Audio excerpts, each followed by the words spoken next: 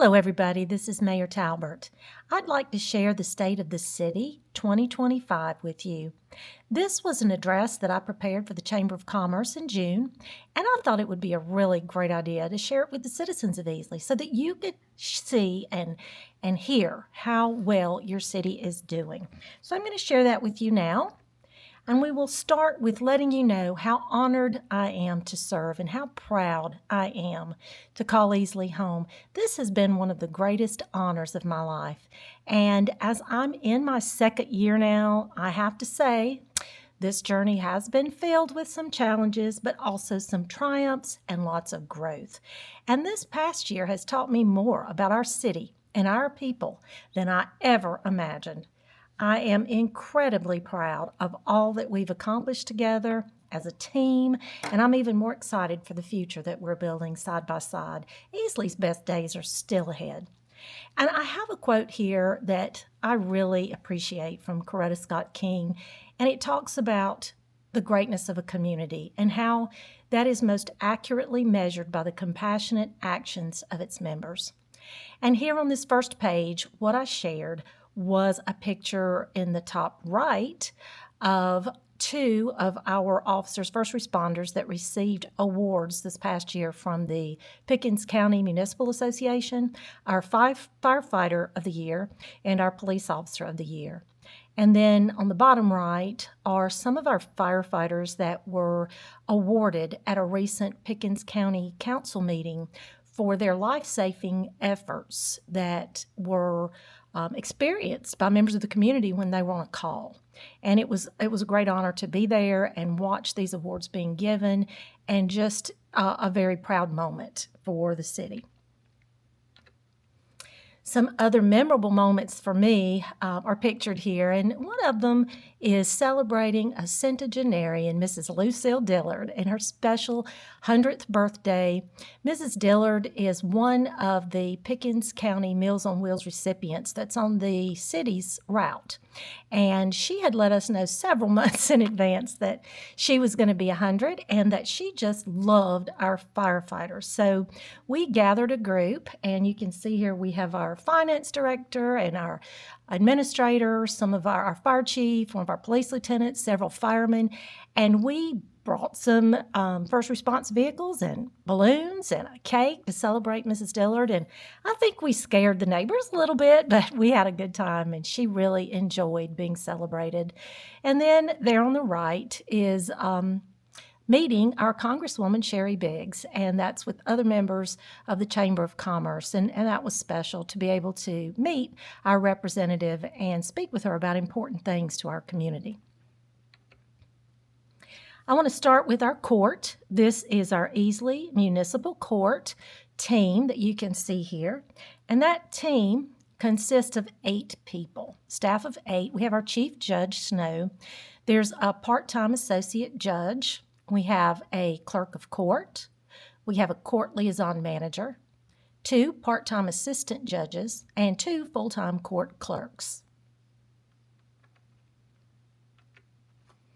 We included some fun facts for you for our court.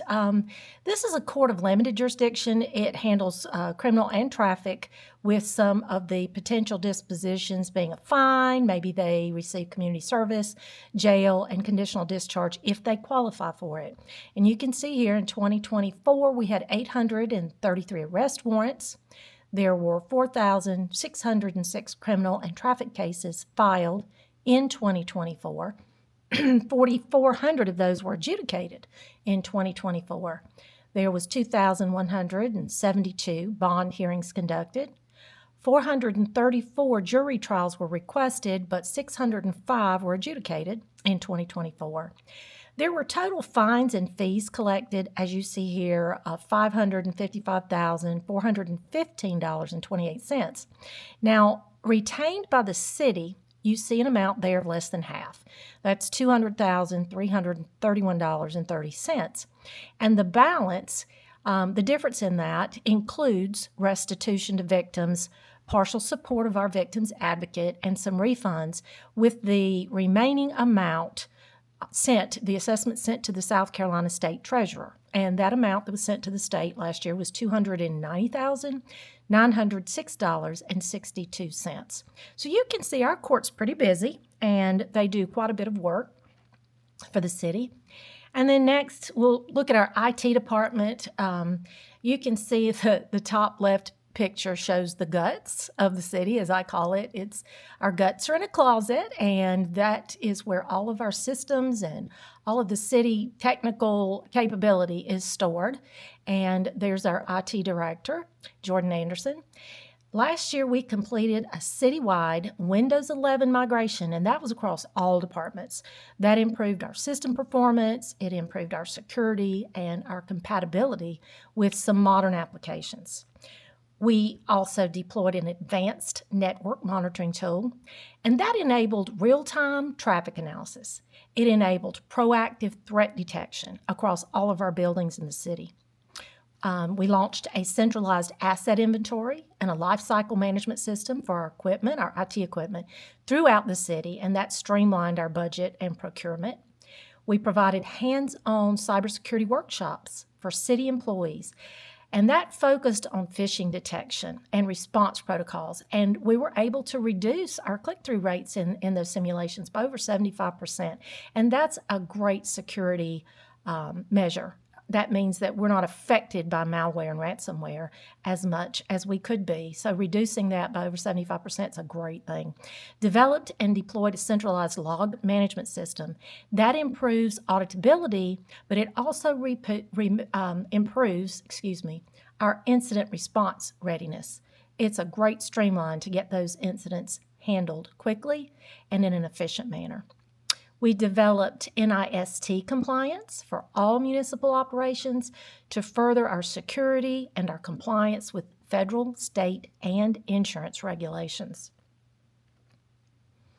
Coming up, plans for our IT would be deploying our new ERP database, which will do some more streamlining. It's great for our effectiveness and also our report generation. Increasing our physical security at all of our facilities, and we're continuing efforts toward maintaining a reliable and a safe technical environment. We completed redundancy. We're looking at completing redundancy within the city of Easley to ensure availability of resources, especially during emergencies like we experienced this past year with our hurricane. Completion of our baseline IT practices will be achieved by January 2026. Some achievements. We did achieve full compliance with our updated cybersecurity insurance requirements. And as I mentioned earlier, we reduced our phishing simulation failure rates by more than 75% due to our revamping of those training and those tools. We established our internal knowledge base and our IT ticketing portal for city staff, and that improved our help desk efficiency, and it reduced resolution time, which is a great thing when you have a technical problem. Here's our finance department, and our finance department is comprised of 5 positions. You see, we have a director. Our director, Mr. Ralph Herden, is our CPA. We have a finance manager, an accounting clerk, an administrative assistant, and then our business license clerk. And one of the things that Mr. Herden has indicated, which I think is important, is that our city is growing, and statistics indicate that our population increased 20% over the past 5 years, and his thoughts, and we all agree, the city needs to be prepared to serve a quickly increasing population. So our fiscal health is very important to us, me, all of us citizens, and definitely to this department. Here are some points that I wanted to go over. I don't know how difficult this slide is going to be for you to read, but I do want to point out some things that we're proud of. First of all, you should know that the city's financial health is good.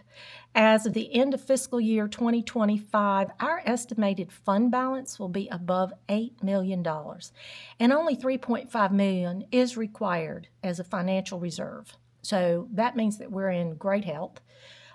This department spearheaded some cost savings on our municipal association, liability, and property insurance, and that saved the city about $39,000 a year.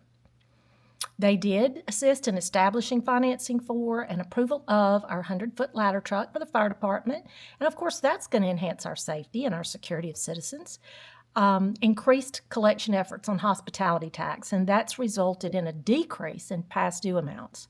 They're actively pursuing licensing opportunities with the assistance of our fire inspector and our code enforcement officer. We have made substantial progress on bringing our financial records up to date. We've brought the past bank reconciliations current. We were able to finalize audits on one annual financial audit from fiscal year 23, 3 years on the 1% Firefighters Fund, and substantially completed our second-year financial yearly audit for fiscal year 24. The city financials were reviewed, and $400,000 in funds was located that's available for road work, and the council just recently allocated that for a road project that the state will be helping us with in the city, and $181,000 that they found to be able to transfer to our general fund use. They initiated and received an extension on FEMA allowable debris removal timeframe. We had issues. Pickens County Landfill stopped accepting our debris when their grinder broke for quite some time. And so these people worked tirelessly to get an extension on the FEMA debris removal so that we could have help getting rid of some of that debris that we were picking up. Also participated in negotiating a lower rate for city employees' health insurance. Our health insurance increased 22%, and we were able to negotiate that to 15%, which was a significant savings for the city and keeping the employee insurance healthy. We reinvigorated the safety committee and rapidly completed the 2023 annual safety audit, and that saved the city another 5% on our SMIT and SMRF premiums. Lots of great work by our finance team. Next, planning and development. To explain, planning and development department is supposed to be responsible for guiding growth of the city, and that's through planning, their sustainable development, and effective land use management. It plays a critical role in shaping our future by developing and implementing plans, zoning regulations, and helping to develop policies that promote balanced and responsible growth, economic vitality, environmental stewardship, and that means a high quality of life for all of us. And this department works collaboratively with our community members, developers, and other government agencies. And that is to ensure that any new projects that we're working on as a city align with our vision, that they align with our capability as far as our infrastructure, and definitely our long-term goals and what we want with the city. Some of the current projects worked on by this department would be, of course, the coordination of our Unified Development Project, the UDO, that we're working on during our moratorium. They did receive a Safe Streets for All grant, and so they're working on that. They helped prepare that grant request for our new fire station, and that is something that we are looking for assistance with from the federal government through Lindsey Graham's office.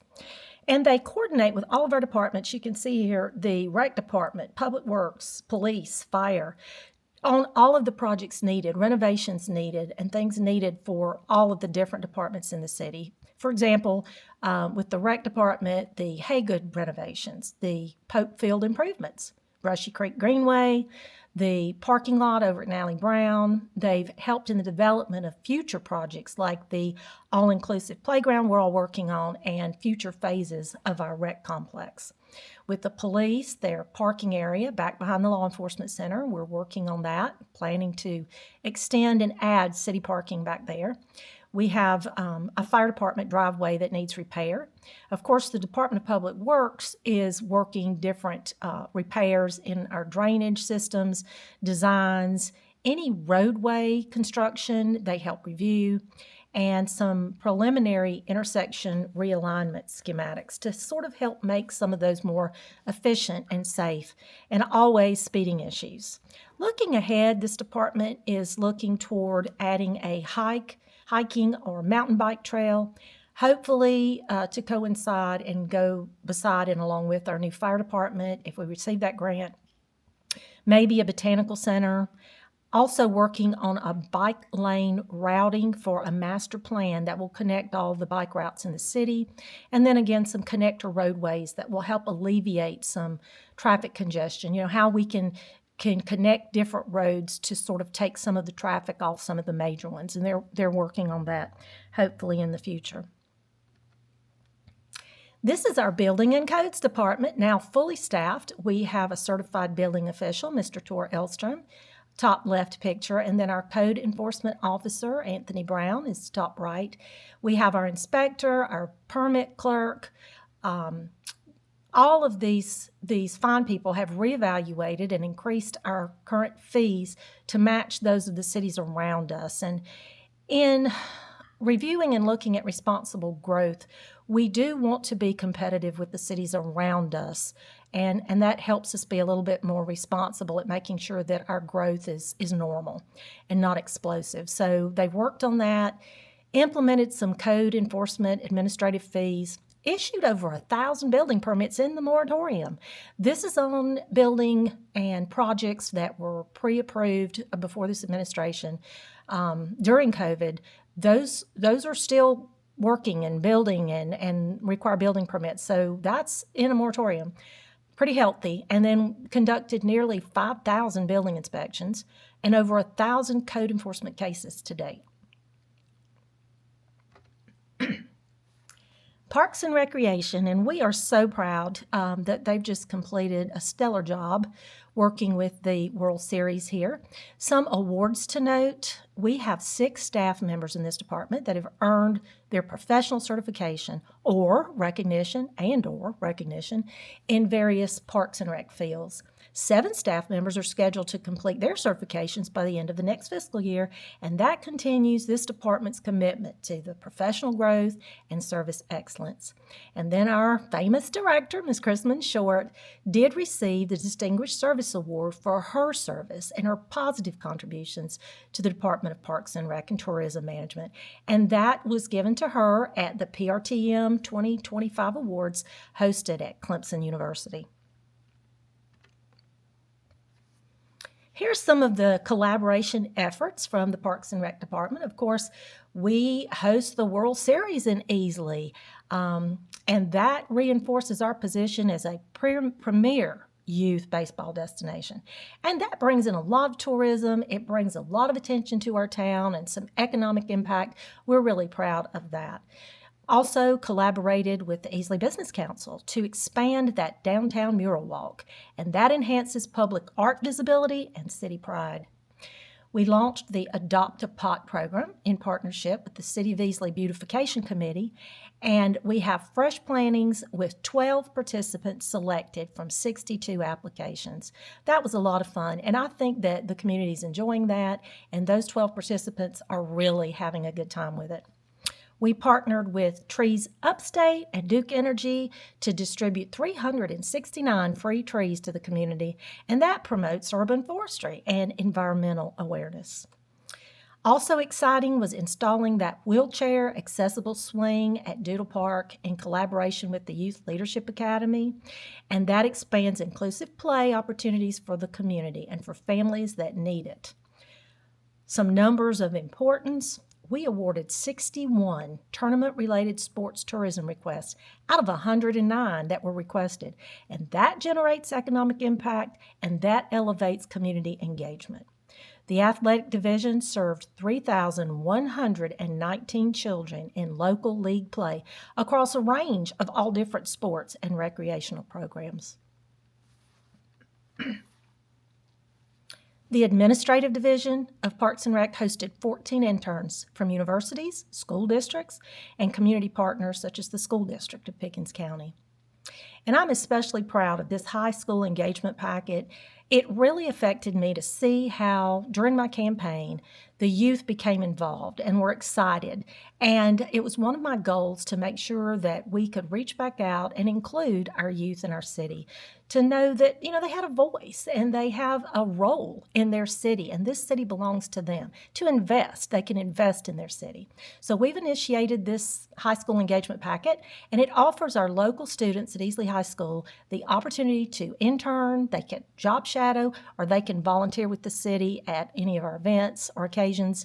And our first EHS intern began in June, and Samantha Earhart, and we have just had so much fun. It has been a great experience having an intern.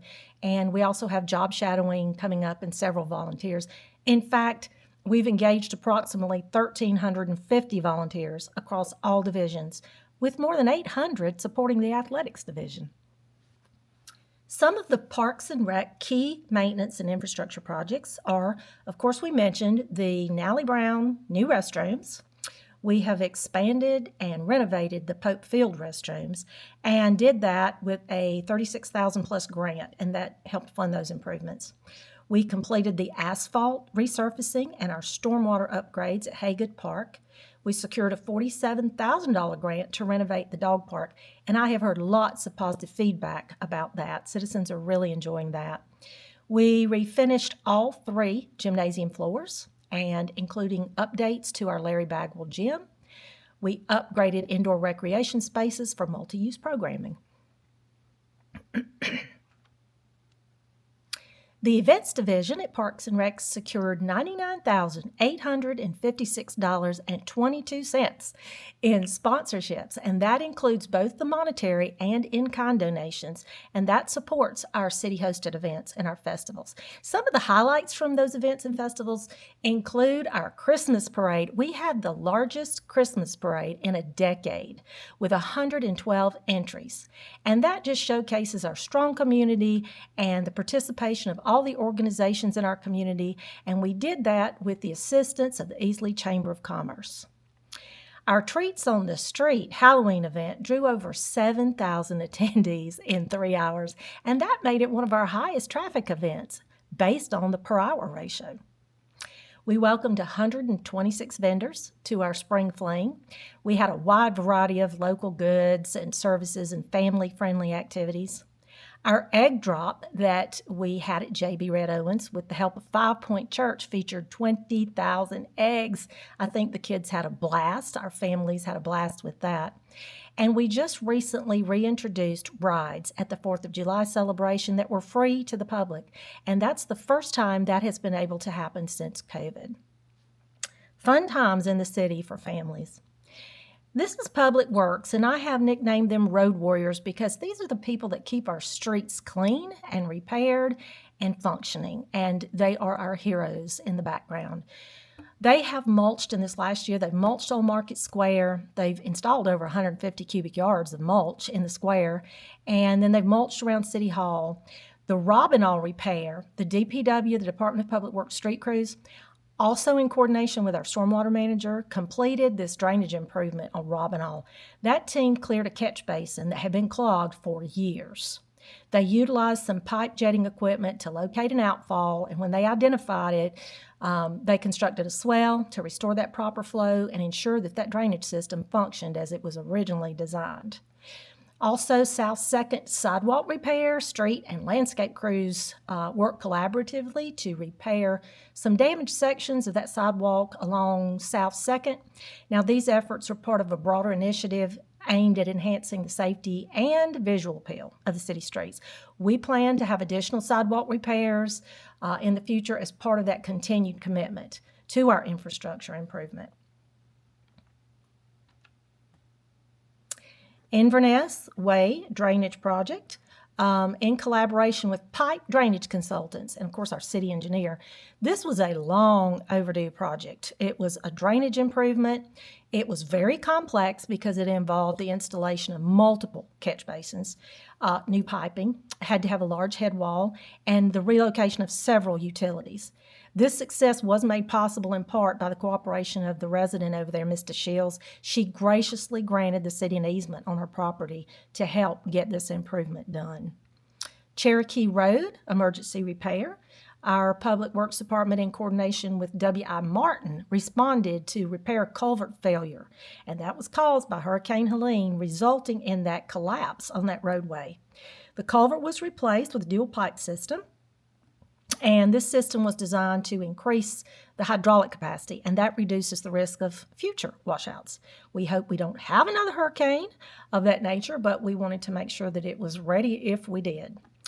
So storm recovery, despite the challenges of the aftermath of Hurricane Helene, and that includes, as I mentioned earlier, the suspension of brush collection at the county landfill, Public Works has remained committed to ensuring our safety and accessibility by promptly initiating storm debris removal efforts. They secured the permits needed from the Department of Environmental Services and established 2 staging areas for temporary debris, and that allowed us to continue to pick up debris and to continue cleanup in the city while the county couldn't accept our debris and work to repair its grinder. So we appreciate those efforts. They truly are road warriors.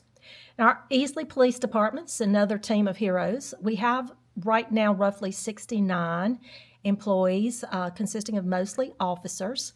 We are in the process of hiring new traffic patrol officers to help us work issues in the city that we're having with traffic.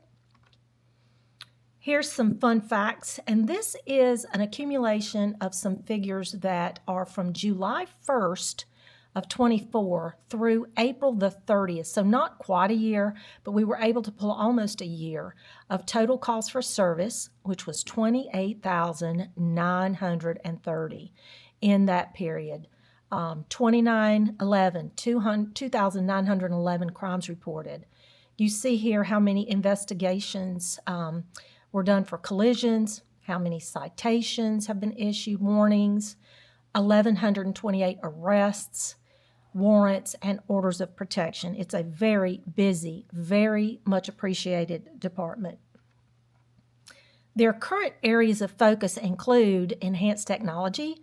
They're continuing to explore and incorporate new technology to expand their effectiveness with the drone programs, the DMTs, flock cameras, and any tools that help investigate.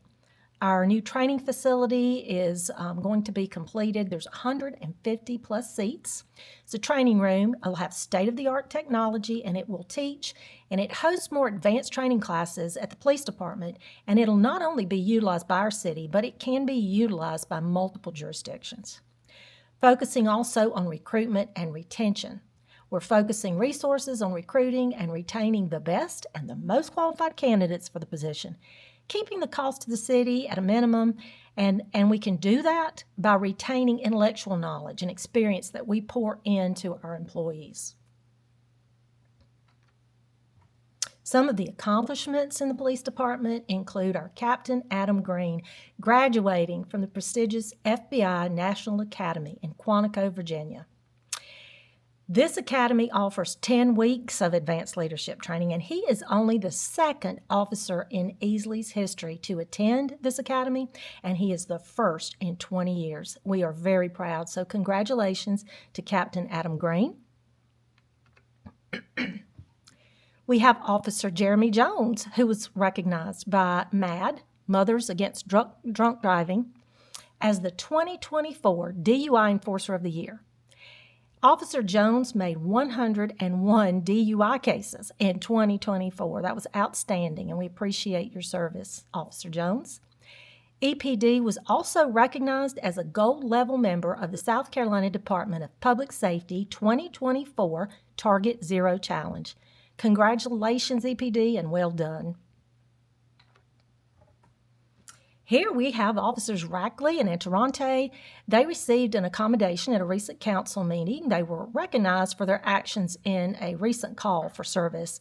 There was a gentleman having a mental crisis and threatening suicide, and it was more than a 5-hour standoff. but they were able to talk him into putting away his weapon, and everybody in that situation, including our officers, walked away safely from that call. So you can see here that they were recognized and received those accommodations. And well done. Thank you, Officers Rackley and Toronto. Next, we'll talk about our Easley Fire Department. Easley Fire Department took delivery of our new brush truck this last year and established the Easley Fire Technical Response Team. That team consists of wildland strike, swift water rescue, technical rescue, hazmat response, and search and rescue. And you can see here that we held our first combined Public Safety Fall Festival with Easley Police Department at Old Market Square. That was a big success. Everybody seemed to like that. Both departments enjoyed that. We had more room. We had more participation. So that's probably something we're going to continue this year. The fire department completed their second rookie school, and that added 6 new career firefighters to our team. They did deploy over 30 firefighters to assist with the Table Rock fire in March. We have 102 mid-mount platform on order with scheduled delivery of 2028. And currently we're seeking a federal grant, I think I mentioned this earlier, to fund a new fire station for the area of Highway 153 and Prince Perry Road. It would be really nice to have another fire station within close proximity of new development in that area. And then we have a new pumper ordered with an expected delivery of next year, 2026. This slide I put in because it's very important to me to point out that we have a city full of what I truly feel are hometown heroes. They give definition. They are the definition of hometown heroes. In times of crisis, our city's strength shines through the dedication of our essential crews and our first responders.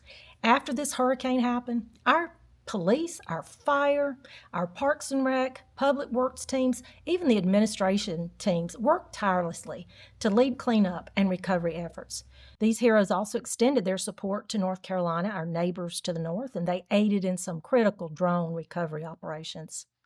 When these fires threatened Table Rock, our homes and our forest, they consumed about 13,000 acres, and our fire crews, our police, and then our support personnel again stood united in their defense of this community. And that teamwork, that bravery, and that service exemplify the true spirit of what you would call a hometown hero.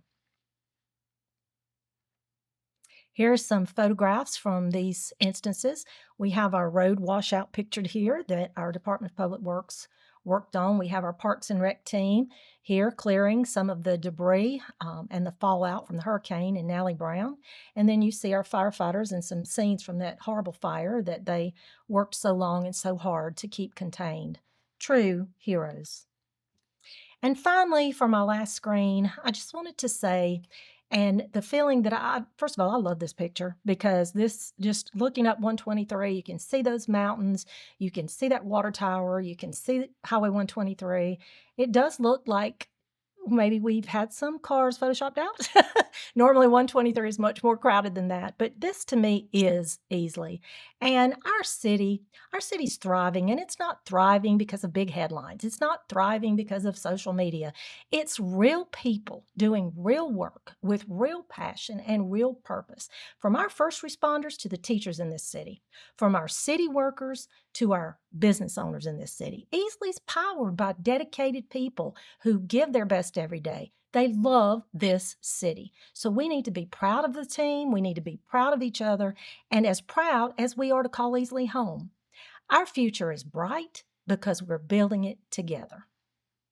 I hope you have enjoyed seeing all of the positive things that are happening in the city, and I welcome questions. I welcome your visit. So if you have questions about this or if you want to know more, email me and reach out to schedule a time to come by at ltalbert@cityofeasley.com. Have a blessed day.